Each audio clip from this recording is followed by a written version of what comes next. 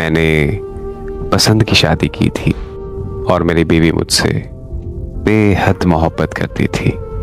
हमारी शादी को 3 साल हो गए थे और अल्हम्दुलिल्लाह सब कुछ ठीक ठाक चल रहा था। अल्लाह ने हमारी सुन ली और चंद ही दिनों में छोटा सा मेहमान आने वाला था। फिर एक दिन मेरी बीवी के पेट में बहुत ज़्यादा दर्द शुरू हुआ। मैं उसे लेकर अस्पताल पहुंचा। डॉक्टर ने कहा कि इसकी सिचुएशन बहुत ही क्रिटिकल है। माँ और बच्चा दोनों की जान को बहुत खतरा है। हमें जल्द से जल्द ऑपरेशन करना होगा।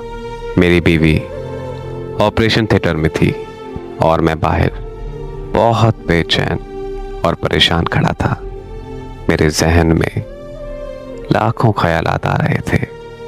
मैं खुद को तसल्ली दे रहा था कि यार सब्र कर, अल्लाह पाक करम करेगा, कुछ नहीं होगा।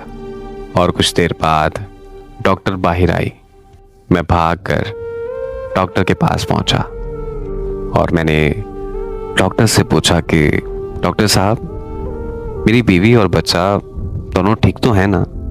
डॉक्टर ने अफसोस का इजहार करते हुए कहा, हमने बहुत कोशिश की है लेकिन माँ और बच्चे दोनों की जान को नहीं बचा सके।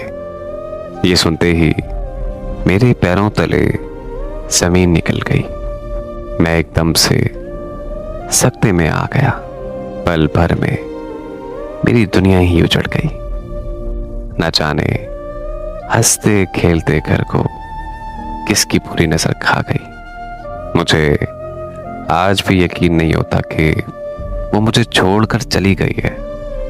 उसके जाने के बाद आज मैं उसको अपने पास महसूस करता हूँ। उससे रो रो कर बातें करता हूँ। सच तो ये है कि मैं अब खुद भी यकीन नहीं करना चाहता कि वो मुझे छोड़कर हमेशा हमेशा के लिए चली गई, क्योंकि मैंने उसके बगैर कभी अपनी जिंदगी को तसव्वुर भी नहीं किया। आज भी मैं उसकी यादों के सहारे जी रहा हूं। उसके अलमारी में खड़े कपड़ों को हाथ लगाकर रोता रहता हूं। मेरी दोस्त थी वो, मेरी हमराज थी। मेरी बीवी मेरी सुख दुख की साथी थी। मेरी हर परेशानी में वो मेरी परेशानी का हल निकालती थी।